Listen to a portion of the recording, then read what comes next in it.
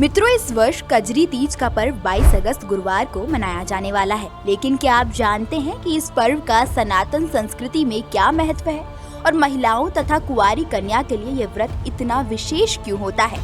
चलिए बताते हैं। हर वर्ष जन्माष्टमी से ठीक 5 दिन पहले यानी भाद्रपद मास के शुक्ल पक्ष की तृतीया को कजरी तीज का पर्व मनाया जाता है और सूर्य उदय तिथि के अनुसार ये व्रत 22 अगस्त को है। ये पर्व मुख्य रूप से भारत के उत्तर प्रदेश, मध्य प्रदेश, राजस्थान और बिहार में काफी ज्यादा प्रचलित है। कजरी तीज को कजली भी कहा जाता है, जो काले रंग को दर्शाता है। बारिश का मौसम होने के चलते इन दिनों आकाश में काली घटाएं छाई रहती हैं और इन दिनों बरसाती लोकगीत कजरी भी गाया जाता है। यानी ये पर्व सीधा तौर पर प्रकृति से जुड़ा है और सनातन संस्कृति में प्रकृति को पूजनीय माना गया है।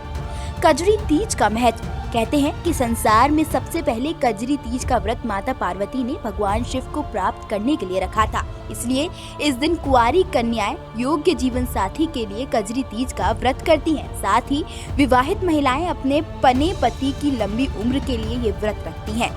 क्योंकि ये पर्व भगवान शिव और माता पार्वती से जुड़ा है, इसलिए इस दिन शिव पार्वती की पूजा करने का विधान है।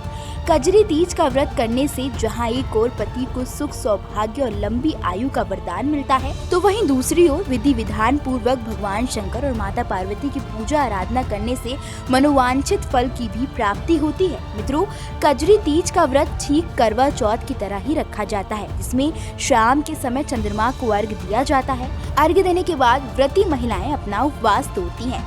इसके अलावा स्त्रियां संतान सुख प्राप्ति के लिए भी कजरी तीज पर व्रत रखकर विधि विधान से शिव पार्वती की पूजा करती हैं। इस दिन महिलाएं 16 श्रृंगार करके झूला भी झूलती हैं। कैसे करें पूजा? चलिए अब जान लेते हैं कि महिलाएं इस दिन किस तरह से पूजा करें जिससे भगवान शिव और माता पार्वती को जल्द प्रसन्न किया जा सके।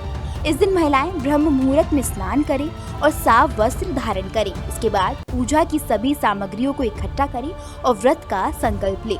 फिर एक चौकी लगाएं, उस पर लाल या पीले रंग का वस्त्र बिछा दें। इसके बाद उस आसन पर शिव पार्वती की तस्वीर या प्रतिमा स्थापित करें।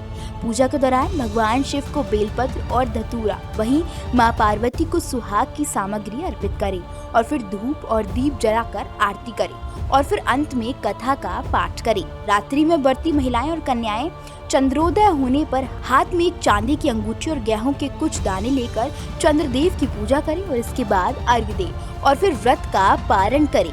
ध्यान रहे कि इस दिन कुछ कार्य करने से परहेज करना चाहिए, जैसे इस दिन सफेद वस्त्र ना पहने, पति से झगड़ा और कलह क्लेश करने से बचें, व्रत रखकर किसी की चुगली, निंदा और बुराई ना करें। इन कार्यों से कभी भी भगवान प्रसन्न नहीं हो सकते, जिससे उन्नति में बाधा पड़ती है और व्रत का फल नहीं मिलता। मित्रों, इस वीडियो में फिलहाल इतना ही। ऐसी ही और जानकारी के लिए त्रिलोक चैनल को फॉलो करना बिल्कुल ना भूलें।